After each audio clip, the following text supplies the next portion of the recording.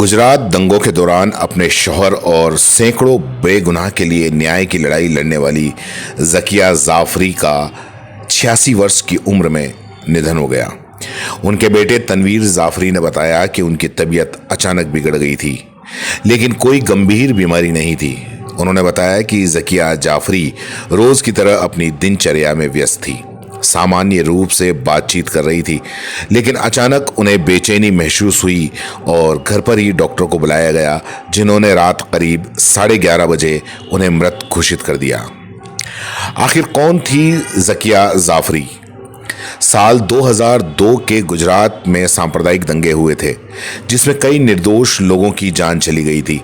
28 फरवरी 2002 को अहमदाबाद की गुलबर्ग सोसाइटी में एक बर्बर घटना घटी, जिसमें कांग्रेस के पूर्व सांसद एहसान जाफरी समेत 69 लोगों की नृशंस हत्या कर दी गई थी। ये घटना उस गोधरा ट्रेन कांड के अगले दिन हुई थी, जिसमें अयोध्या से लौट रहे 59 कार सेवक चलकर मर गए थे। इस घटना के बाद पूरे गुजरात में हिंसा भड़क गई थी। गुलबर्ग सोसाइटी में हुए नरसंहार में एहसान जाफरी की जान चली गई थी, लेकिन उनकी पत्नी ज़किया जाफरी ने हार नहीं मानी। उन्होंने इस भयानक घटना के लिए जिम्मेदार लोगों को कटघरे में खड़ा करने की ठानी और लंबी कानूनी लड़ाई लड़ी। ज़किया जाफरी ने गुजरात दंगों में प्रशासन और राजनेताओं की भूमिका पर सवाल उठाए, इसे एक सुनियोजित साजिश बताया। उन्होंने तत्कालीन मुख्यमंत्री नरेंद्र मोदी समेत कई बड़े नेताओं और अधिकारियों के खिलाफ जांच की मांग की।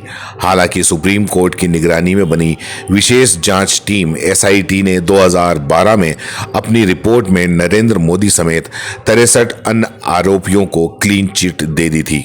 इस रिपोर्ट को चुनौती देते हुए ज़किया जाफरी ने अदालत में विरोध याचिका दायर की, लेकिन मेट्रोपॉलिटन कोर्ट ने उनकी याचिका खारिज कर दी। इसके बाद उन्होंने गुजरात हाई कोर्ट का रुख किया, लेकिन वहां भी उनकी याचिका ठुकरा दी गई। हार न मानते हुए उन्होंने 2018 में सुप्रीम कोर्ट में अपील की, लेकिन वहां भी उन्हें राहत नहीं मिली। लगातार 2 दशक तक न्याय की तलाश में संघर्ष करने वाली ज़किया जाफरी को अदालती फैसलों से कोई राहत नहीं मिली, लेकिन उनके साहस और हिम्मत को देश भर में सराहा गया। ज़किया जाफरी के निधन पर कई राजनीतिक और सामाजिक कार्यकर्ताओं ने शोक जताया। AIMIM प्रमुख असुद्दीन ओवैसी ने कहा कि ज़किया जाफरी ने 2002 में अपनी पति की हत्या अपनी आंखों के सामने देखी।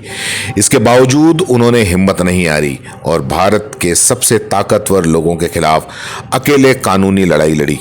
आज उनके निधन की खबर बेहद दुखद है। अल्लाह उन्हें जन्नत में जगह दे और उनके परिवार को हिम्मत दे। मानवाधिकारी कार्यकर्ता तीस्ता सितलवाड़ ने भी ज़किया जाफरी के निधन पर गहरा दुख जताया।